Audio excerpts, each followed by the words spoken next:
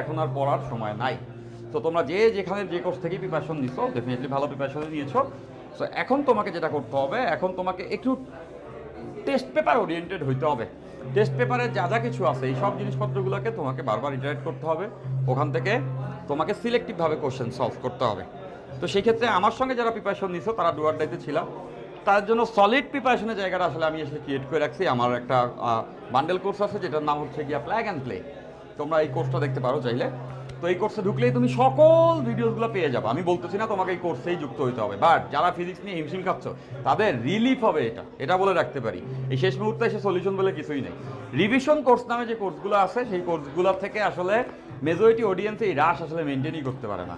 Class হয়ে যায়, যার পড়া নাই কিছু ওই চ্যাপ্টারগুলো থেকেও তারা কিছু উদ্ধার করতে পারে না বলেই আমার বিশ্বাস।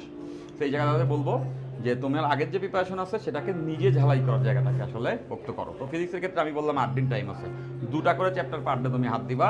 এবং চ্যাপ্টারটাতে তুমি কি করবা, প্রথম থেকেই থিওরি পড়া শুরু করবা না।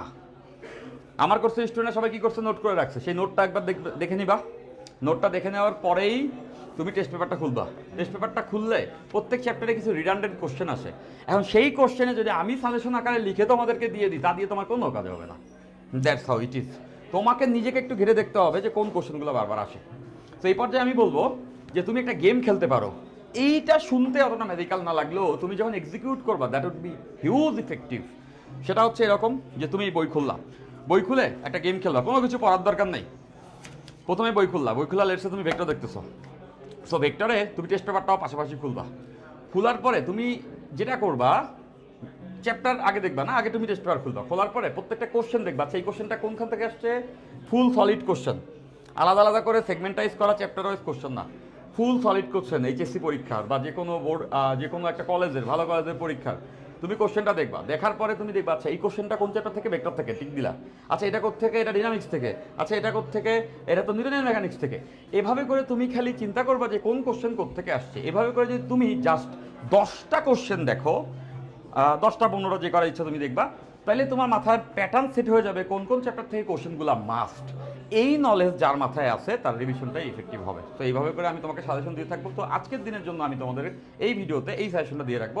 সবাই টেস্ট পেপার একটু খুলো। টেস্ট পেপার খোলা খুবই বোরিং একটা কাজ।